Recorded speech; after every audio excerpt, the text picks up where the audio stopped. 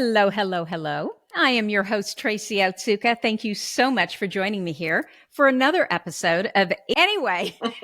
You know that my purpose is always to show you who you are and then inspire you to be it. In the thousands of ADHD women that I've had the privilege of meeting, I've never met a one that wasn't truly brilliant at something, not one. So, of course, I am just delighted to introduce you to Ellie Hino.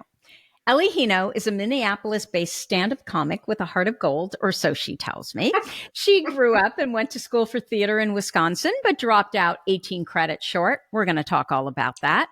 But who needs school? Ellie certainly doesn't, because Ellie has appeared in the 2019 and 2021 Limestone Comedy Festivals, the Boston Women in Comedy Festival, and she was featured in Best of the Fest at 10,000 Laughs Comedy Festival.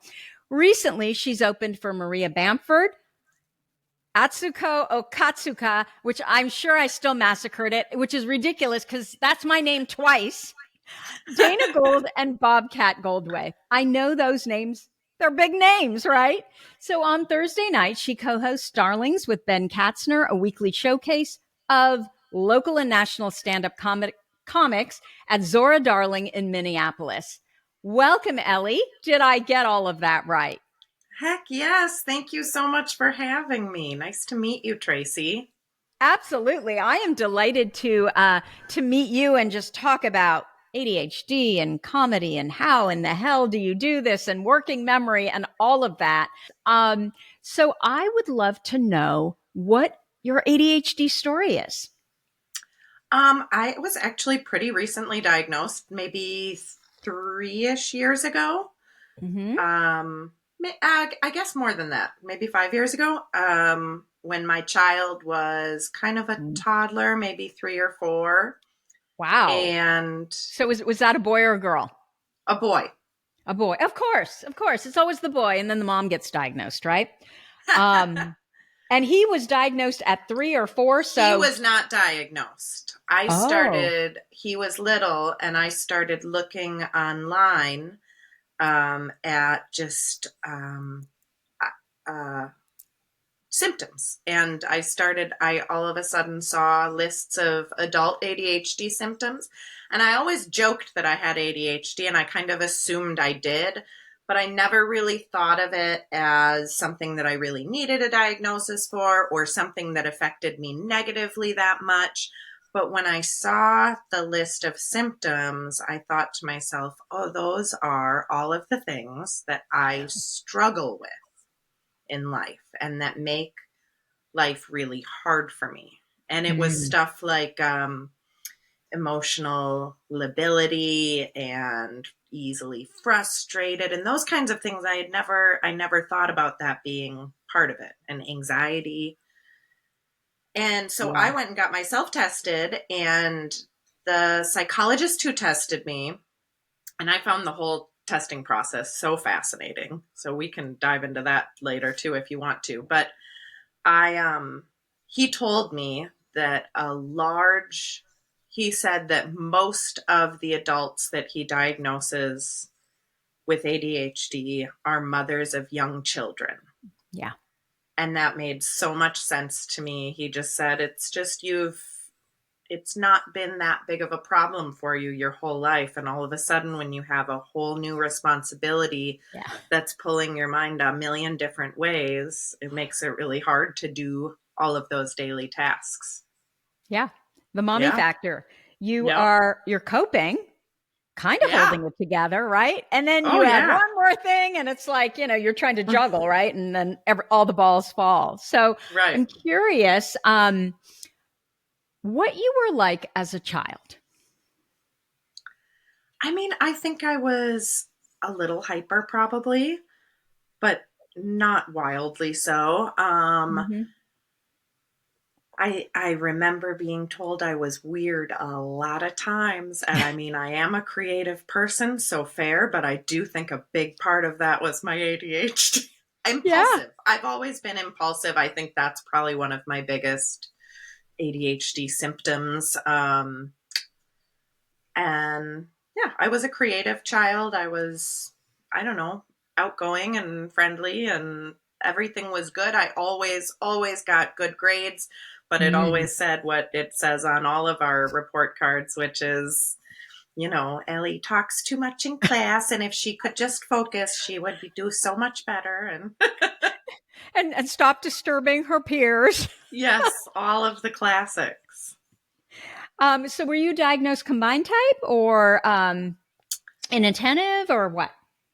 I don't know that he really gave me a Hmm. type. I got like a huge, I got all the results to all the tests and then a long narrative about kind of what he thought.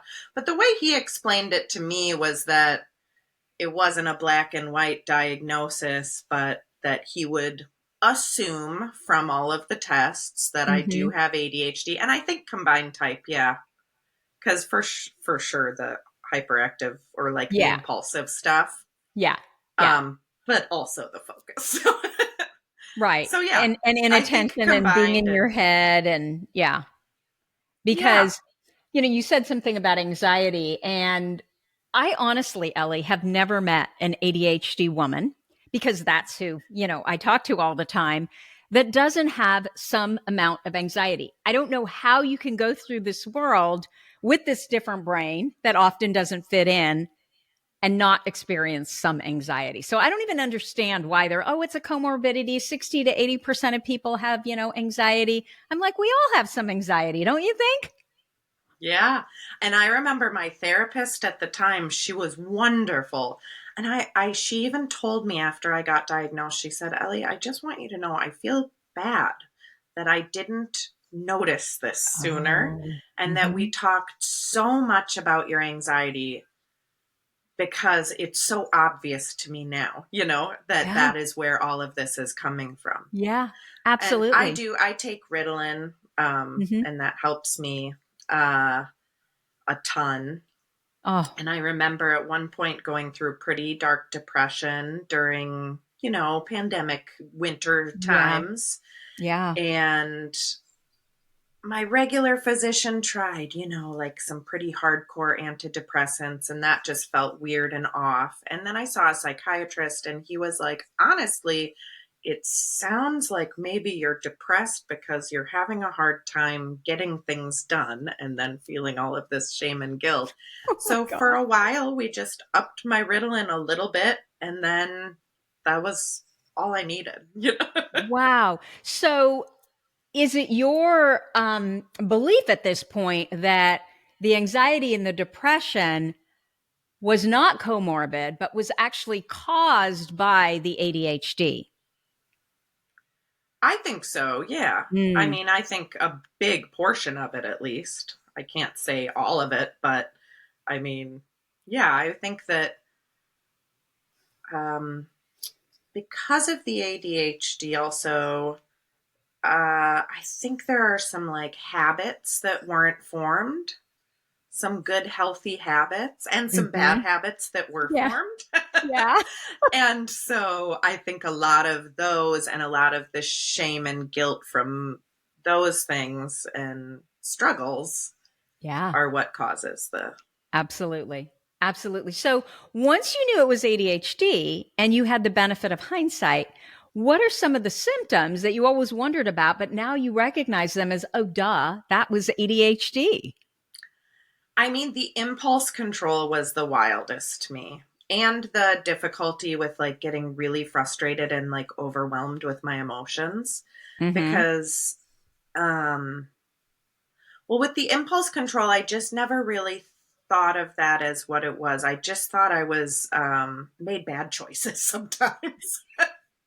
And I mean, I do, but but there's some reason behind it. And I was constantly socially anxious, especially after having my son, because I think my brain just went on full mode, and there was no room. But every Yeah. time I left a social situation, I was like, God, I interrupted so much and I said this stupid thing.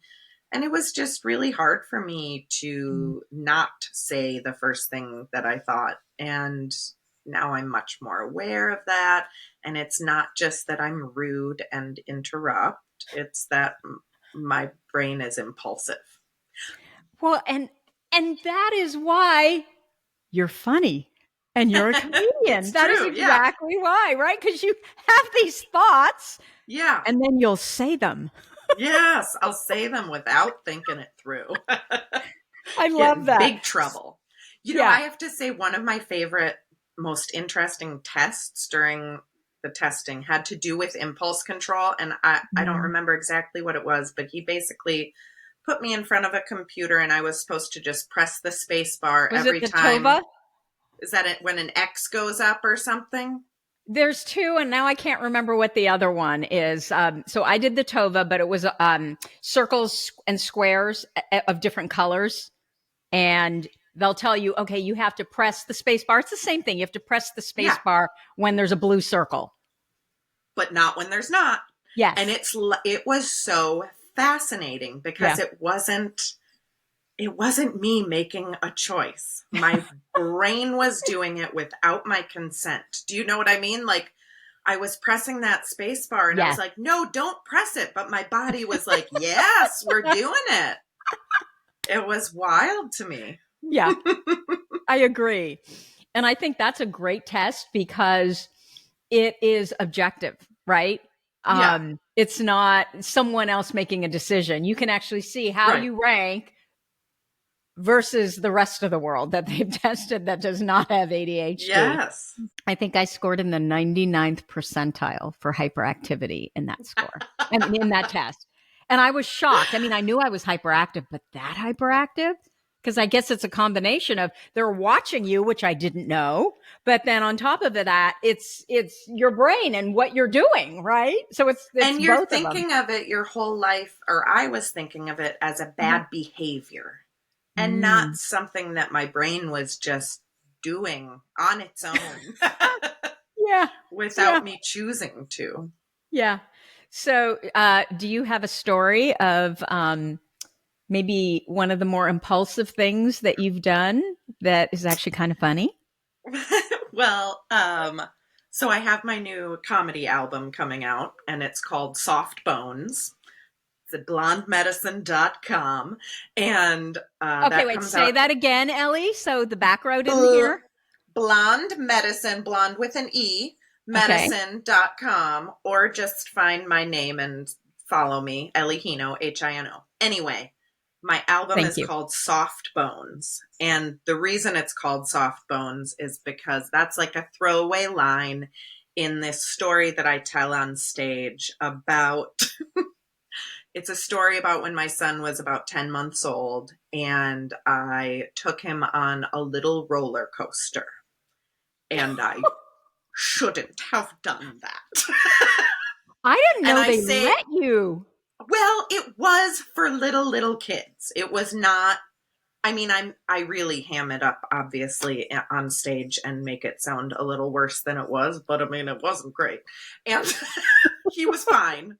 But I say in the beginning of that story, I say, there's going to be a point in this story when you're going to feel very worried about my baby. But what I want you to remember is that babies have very soft bones. And he was fine. There was no injuries were incurred. But it went faster than I thought it was going to. And when I left there, that was like, oh, something's wrong with me. That was a really bad choice. Although, Ellie, what I would think is, well, there are people that man that, and that was a roller coaster for kids. So if it was so bad, wouldn't someone have stopped me? Because I would have been like, yeah, it'll be fine. It's a kid roller coaster. I know. And like I say in my story, there was a very responsible looking teenager running the ride. So he said it was fine. Oh my gosh. So I'm curious, how's your son doing now? He's great. How old is he now? He's 8 years old. 8 years old. Okay. And do you think he has ADHD? I don't really want to speculate, especially publicly. He's kind of a private guy. But I mean, it's certainly crossed my mind. I just think of it. I think everyone has ADHD. Are you like that where you meet people and you're like, oh, you have ADHD, you have ADHD? Oh, totally.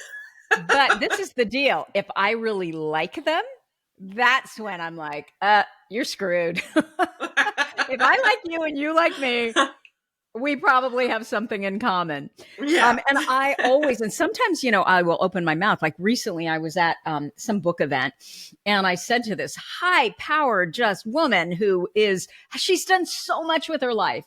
And I looked at her and it was an event for another author. So it wasn't about my book. And I looked at it because if it was about my book, that would have been different. But I looked at her and I said, do you have ADHD?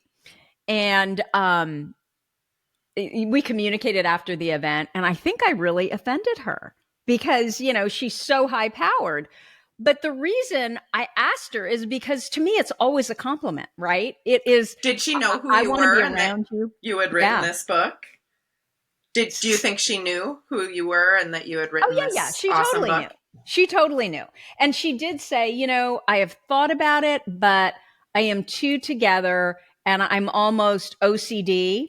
And I don't like using that word because what we think OCD is really not OCD. Sure. OCD is not being organized and hyper organized and on top of everything and having all the spreadsheets and all that. Right. It is not that. It is intrusive thoughts that don't make sense, that if I don't do X, someone's going to die or like they don't make sense. So what she was saying was OCD. And was, just going on and on about all the stuff she does and how organized she is. And she runs like a fine Swiss clock or something like that. And the whole time I'm thinking, okay, now you've confirmed it for me. It's that hyperactive perfectionism around the things that you do because we're always so afraid that if we're not hyper organized, something's going to fall through the cracks, right? Right. Yeah. Speaking of organized, right now I am sitting in, you can't see it because I cleared this area, but right next to me, this is our extra bedroom that should be a spare, but instead it is just storage. Sure. We'll call it storage. Oh my gosh. Okay. So, I am so curious because I know that you have struggled with social anxiety. You told me that and you just shared it with us.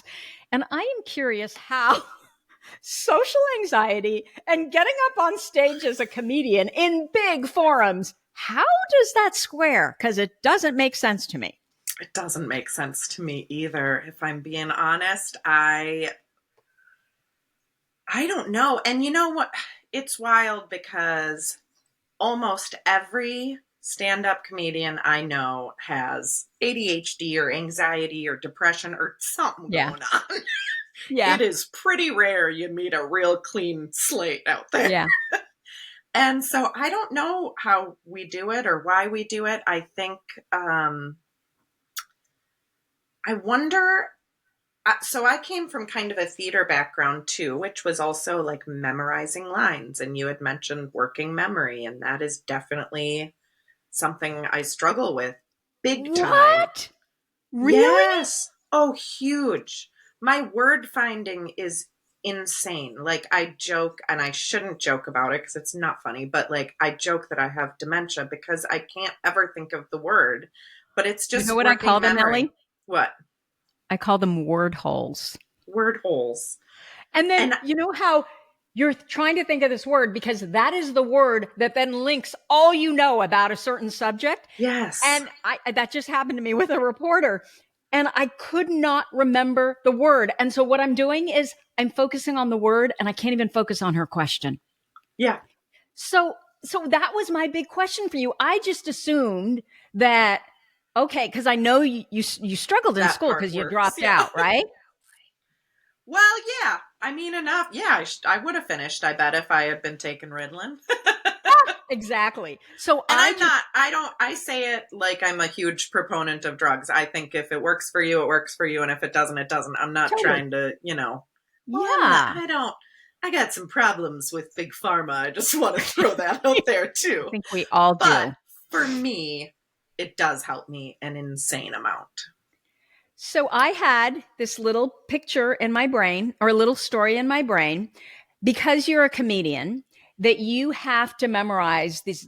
I look at these comedians and I'm in awe how they're able to get on stage and tell these stories and remember them. And I could never do that because my working memory's so bad. So because you struggled in school, my thought was, oh, she probably has a little bit of dyslexia, some form of dyslexia. And that means she has incredible visual memory. So she probably has an eidetic memory and can memorize everything because she just sees it. No, you have poor working memory. Yeah. I never thought of dyslexia as a visual memory, but I do have a very visual memory. And I wonder sometimes if like performing or memorizing or practicing and then doing was like a really satisfying challenge because of my ADHD. Oh, we love challenges. We do. And I will say like now I work on a chunk or a bit or whatever you want to call it for a long time until it is pretty word for word. And then I also improvise and can mess around once it's there. But once it's there, it kind of becomes muscle memory. And so really? I could, even if I was really anxious and didn't have my Ritalin with me, I could just say all of my jokes word for word pretty much because I've done it so many times. But the first times I do something are scary because I'm like, okay, you want to say this, you want to say that. And a lot of stand-up is thinking on your feet. And I used to do improvisation as well. Yeah. That impulsivity came into play. Yes, which is basically a huge piece of it. It's kind of like improvised jazz where you just turn off, I don't know if I think it's like your frontal lobe. There's your judgment. You just turn off your judgment and say what you think first, which is, I don't have to turn anything off. Which is why it's funny, right? Because everybody's like, I can't believe she said that. But it actually makes sense. Yeah, but it's relatable because we were all thinking. Yeah. So there was a game when I was an improviser called ABC. And it's a game that you may have seen like when people do short form improv, which is the more gamey stuff. And every sentence you say, like I would say a sentence that starts with A, and usually you start in the middle of the alphabet. So they'd give us M as our first letter. I'd say a sentence that starts with M. You'd say a sentence that starts with N. I'd say a sentence that starts with O. My palms are sweating just thinking about it. I could not do it. I can't think of the alphabet like that. Yeah. In the middle of trying to be a character and be funny and stand in front of people. And that's the kind of thing I just couldn't do. And I remember one of my sort of directors saying, Ellie, I'm so sick of hearing you complain and not want to do that game. You're doing it today. It's your job. Just do it. And I remember being in tears in this dumb hotel convention room because I was like, you don't understand. I can't. And I didn't know that it was because of my ADHD. Yeah. I just thought my brain just was dumb and I just couldn't learn the alphabet. I would just do M and say whatever I wanted to say. N and say whatever I wanted to say. It's like, but I would have to start with the song at A every time just to figure out which letter is next. Oh, Ellie, have you ever thought that you might have some dyslexia? No. No? I haven't, though. But the fact that you struggle with the letters, right? Yeah. And where they fit, so what I heard, or what I was told by experts actually, is there's 6 types of dyslexia. And so we think of dyslexia as, you can't read. Well, my son who has dyslexia. Okay. Yeah, exactly. Which is, no, that's not what dyslexia is. Okay. My son can read perfectly. Like but he never really liked to read unless it was, the picture reading kind of books. It's not that I hate it. I love it. It's really hard for me to get into it. It's hard for you. Oh my gosh, Ellie. I don't know if it's a focus thing. I'm going to check it out. That's so my theory may be true then, because what I will say is with my working memory, I could never memorize that. And the minute there's a little bit of anxiety, everything is gone. I would literally, the only way I could do something like that is if I had a big one of those boards up there. And at least I would need a roadmap, like, okay, I'm going to talk about the apple, and then I'm going to talk about the dog, and then because I wouldn't know where I was going. That would literally all blank out. Well, And I do that. And I do that more than other comics do. Yeah. Like, I think I stick to a set list. So I know, like if you think of my jokes as songs, I map it out like with the joke titles. And mine are pretty long chunks. So once I'm started on one, I know what I'm saying. Because like I said, I've said it a million times. But I really need that. And it's a little bit of a safety blanket at this point. Like I can do it without, but my brain really likes having that list there. And I use this silly app that I found to keep all of my jokes. And people sometimes make fun of me because comics are notoriously like, they just go up there and wing it. And they've maybe got some scribbles in a notebook, but they're like, I got it. I'll just do it. And I'm like, no, I'm going to figure out exactly what I'm going to do and exactly how long that is. And it's pretty hard for me to change that completely in the middle of a set. So what is the app that you use? Because I know everybody will want to know. Oh, I mean, it's just for comedy. It's called Comedy Companion. I don't know who made it or where. It's the tiniest. It's just. And so is it the kind of thing that, do you use it for when something funny happens and there's a story? Like, do you put it in there? Usually I put that in my notes. And then once it's an actual something I'm working on, then I can put it in there. But there's an area for jokes. There's an area for set lists. And then there's an area for when you're on stage. And you can record it. This is a lot of detail, but you can see your set list and your time. Oh, that was always really hard for me. Oh my God, that would be a nightmare. I'd be up there for an hour and think it was 10 minutes. Yes, for sure.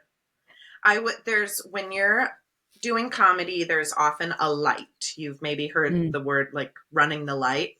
Mm-hmm. You don't want to run the light. That means you went over your time, because when it's 1 or 2 minutes before you should get down, usually there's a light. Okay. And it's pretty bright. Most people are like, you can't miss it. And I'm like, want to make a bet? I can. And I will. And that is one of the most clear, objective changes I noticed when I started taking medication. You saw the light. I can see the light.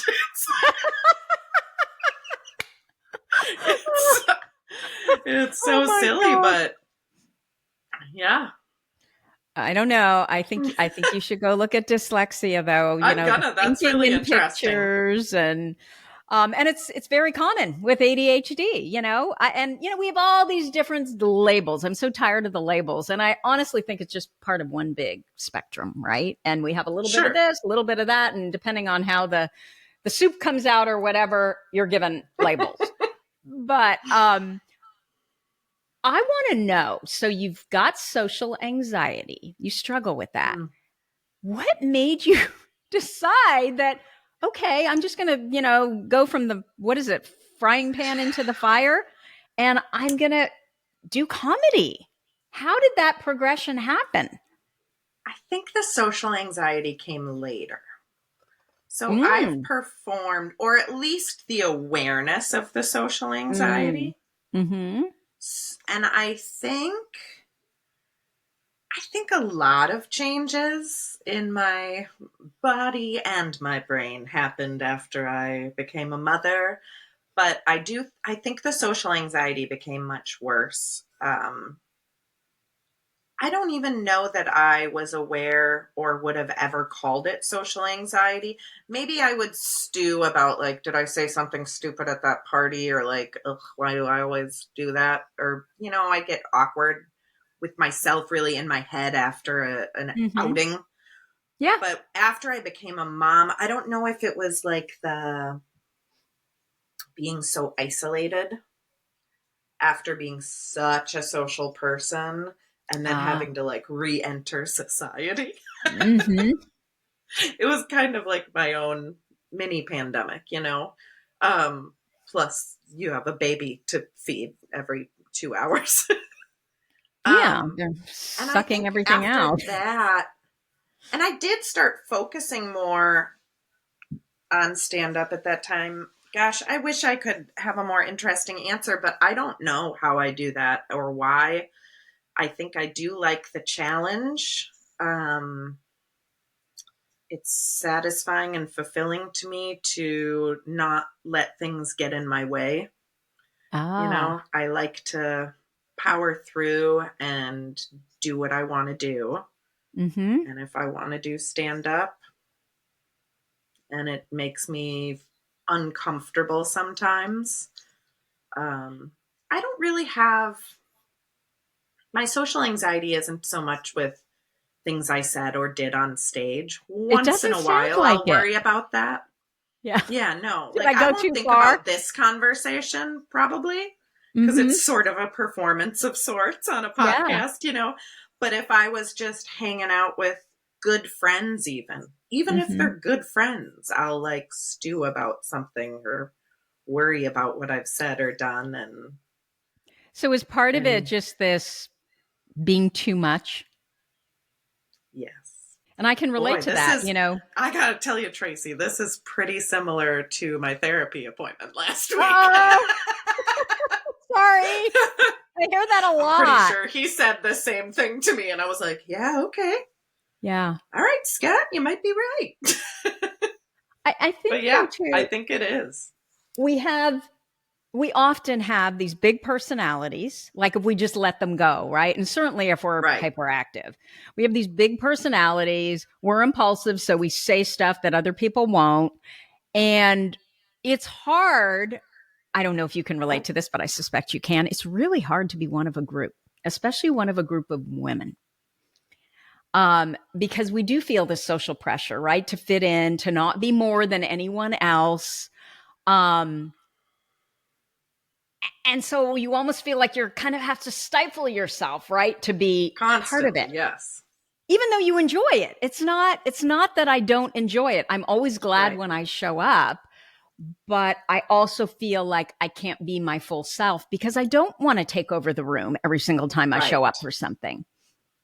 And do you have an easier time socializing with just one on one? Yes, no problem at Me all too. one on one. It's Me that too. And fitting I think in thing. there's so much going on that we get overstimulated, Mm-hmm. and then it's harder to, you know, um, Keep it focus down. and keep it down. Yeah. Yeah. Yeah, you get excited. Right. But when Right. it's one on one, you can talk to yourself in your mind. And it's not that you're stifling your personality so much as going, hey, Ellie, why don't you ask them some questions? Totally. Totally. And what I will say is part of my too muchness is I am so interested in people. I'm so interested in who they are, why they do what they do, um, what they're thinking about, like all of it. And so if I have to be one of many and wait my turn, all I can really do is observe. I can't really engage versus one on one. It can be all about them. And I'm totally fine Yeah, with that because I feel like I'm learning something. And I think that's where it stems from is this quest to always learn and not to just keep things static where they are, right? In anything. yeah, yes, Can you yeah. relate Oh to gosh, that? I love change, big changes all the time. Yeah. Yeah. Yeah, I absolutely relate to all of that socially. That makes a lot of sense. And I'm often bored by other people's questions. So in a group where you have to take turns and you can't be the one that's always asking the questions, right? Um, and it's the inane, stupid, like, oh, how's the weather? And what, like, just stuff that it's like every day and you talk about it all the time and it doesn't matter, right? It's not big enough. Hmm. It's not challenging enough. Right. It's not fun I want to enough. get right down to it. Yeah. Yeah. I want to talk about sex and murder and big feelings. On weekends, sometimes when I'm cleaning, I'll put on, it's always like the Dateline, the 48 Hours, all those shows. My husband, this past weekend, he comes in and he's like, how do you watch this stuff? It's so depressing. And I'm such a weenie. Like, you would think if it's a movie about that kind of stuff, I can't watch it. But for some reason, because it's real life, it's like sick. Like, it just keeps me, engaged and makes it easy to do the other things because it's so intense. Mm-hmm. So I would love to know, Ellie, do you feel pressure now that you're a comedian and you've done really well as a comedian? Do you feel pressure to always be funny? No. You're so calm. I'll tell you. Oh, you are so calm. I always no one's ever said that to me. Really? But this is not the first comedian I've spoken with. It's not my first rodeo. And what I will tell you is lots of times comedians are actually very calm. You expect them to be like Robin Williams, where they're just like bouncing off the walls. But most comedians I've met are not actually like that until they get on stage. You think they're gonna be really fun to be around, and then they're kind of just crabby. And you're like, oh, you're kind of a bummer. That's not true about you, though. No, but sometimes it's true about a lot of us, though. Absolutely. Really? So I'll tell you, I think you'll find this interesting because it's a weird little dichotomy I made for myself, but I recently quit, so I'm no longer doing it. But for a long time, I was a stand-up comic, and my other job is massage therapy. But I worked in a hospice, so I gave massages to dying people. Yes, so the most serious. Oh my gosh! And it's like it was a really beautiful balance. Yeah. So I can turn it all the way off. I mean, not that it always has to be all the way off in hospice, because it can be joyful. It's not always the last day or two, but although, Ellie, yeah, if I'm in hospice and I'm dying and I have a massage therapist, damn them if they're not funny. Yeah, you want someone funny giving you a massage. Totally. Totally. I did use my sense of humor in hospice a ton. Like, it's not, but there's a line and there's an appropriateness. It wasn't my same stage sense of humor, But yeah, there is a part of me that like craves calmness. And I think that's why I sought out massage therapy. I think I needed, before that, I was a waitress, like a cocktail waitress and partying a lot. And I think I really wanted something like healthy for me, that I could be calm and mentally healthy while working. And massage therapy really felt like that. And I was drawn to helping people. And I ended up in hospice, which is kind of where I wanted to be. It was very much an on-purpose journey. But yeah, strange balance. So if your friends were to describe you, and I'm not talking about them going and seeing you in the clubs and, hacking it up, or not hacking. What would it be? Laughing it up. Sure. Hopefully you're not hacking. Laughing it up. How would they describe you? Would they describe you as really funny and all over the place? And yes. They would? Yeah, they for would. Sure. Okay. I think when I went into hospice, and the whole time I was in hospice, every time someone would find out, they'd go, what? Like, they just couldn't believe it. It was so weird. And it does feel a little, now that I'm done, I'm like, okay, I can breathe and kind of just be myself. Because it felt a little two different lives for a while. Yeah. But yeah, I think another thing they would probably say is kind of a flake, I'm one of those people, I'm gonna be late, and I'm gonna cancel plans, and I'm gonna forget to tell you that thing I was supposed to tell you. But when I get there, I'm gonna be so funny that you're gonna want me back every time. We're gonna have a lot of fun at brunch. Yeah. So they'll put up with all of that. Sure. The ones that are still around. Absolutely. So What is it about you and your ADHD that makes you good at what you do? I think you said it before, like the impulse stuff. I think that I'll say the honest, the real deal stuff. I want to get to the truth, and that's what makes comedy good, usually, is truth telling. I mean, is really what a lot of it is. And that makes it relatable for people. And so I think a lot of women, especially, will see me and go, oh my gosh, I've never said that out loud, but absolutely relatable. And what do you think the key to living successfully with ADHD is? We're still working on it. Hooks. Lots of hooks.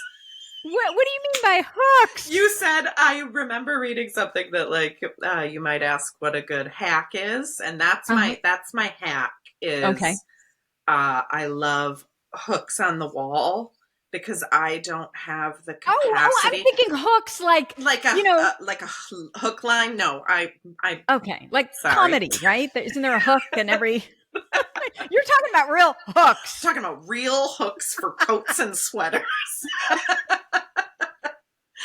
Because I don't have the mental capacity to get a hanger out, open a door, get a hanger out, put something on it, put the hanger back, but I can use a hook. It's right there. I see it. So that's wonderful. My deal. Okay. I have hooks so your everywhere. number one ADHD workaround and your key to living successfully with ADHD is a hook. Hooks on the walls. Love it. Okay, Ellie, tell us again what you're working on, where people can find you, all of that. And we're going to have it in the show notes if you miss it. Wonderful. I have an album coming out. It is my debut stand-up comedy album called Soft Bones. It is available for pre-order right now on iTunes. It will be available everywhere you listen to comedy albums on April 5th. blondemedicine.com is the easiest place to get it. That's the label, Blonde Medicine. My name is Ellie Hino. Look me up, follow me on the Instagram or the TikTok if we still have that, or whatever you want. And yeah, I have some shows around Minneapolis in the next few weeks. So I have a website as well, elliehino.com, where I have a show calendar. Can I ask you, Ellie? Thank you for that. Yeah. Can I ask you, how do you get a comedy album? Is that like getting a book deal? Do you have to work with a publisher, or can you just produce one on your own? I produced it on my own, and then I got a label involved because then they can help distribute and try and get you on like Sirius XM, which is a really great place to be for comedy. So it's really hard to self-produce the whole thing, but I did I hired my own people because I have, pals. You have people. I have my people. And so I kind of had it pretty close to done when I went to Blonde Medicine, and they are an awesome, awesome label outside of San Francisco, a little indie label. Where outside of San Francisco, do you know? Petaluma. No friggin' way. Really? Yeah. I live in Pengrove, which is 5 minutes from Petaluma.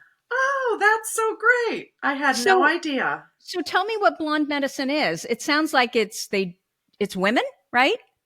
There's one woman and one man who run it, but do they look for female talent or no? I mean, I think they're really, really awesome about utilizing women. And putting our albums out. So yeah, you'll see a lot of women, but they do all kinds of comedy albums, all these incredible comics. Some of them you've heard of, some of them you haven't, but go check out their website because they have a huge long list of, I think over 100 records they've put out. All comedy? Yeah, almost all comedy. I think they do some music. I don't know much about their music stuff, but I know they do some music. Maybe like locally where they are. They work with some artists. That's incredible. Okay, Ellie, April 5th, I am going to buy. Where do we buy this? We buy it by going to. You know what? Before April 5th, because then I get number ones on iTunes when it comes out. Is this pre-order? pre-order. Okay, so I can go buy it now. It would be the coolest thing ever if you went and bought it now on iTunes. Okay, so I go to iTunes and I look for Ellie Hino Soft and Bones. Soft Bones, your poor son, and I can buy it there. Yeah, and I think if you scroll down past, like, most of the tracks will be dark. There's one track that's available for 99 cents or whatever, and that's a track you'll get right away when you pre-order the whole album, and you'll get a couple other little instant gratification tracks before April 5th. One of them might be out now. I'm not really sure. Yeah. But if you scroll down to the bottom, it'll say pre-order or something like that, or buy on iTunes. And it's $7.99. Just do it. Just do it, people.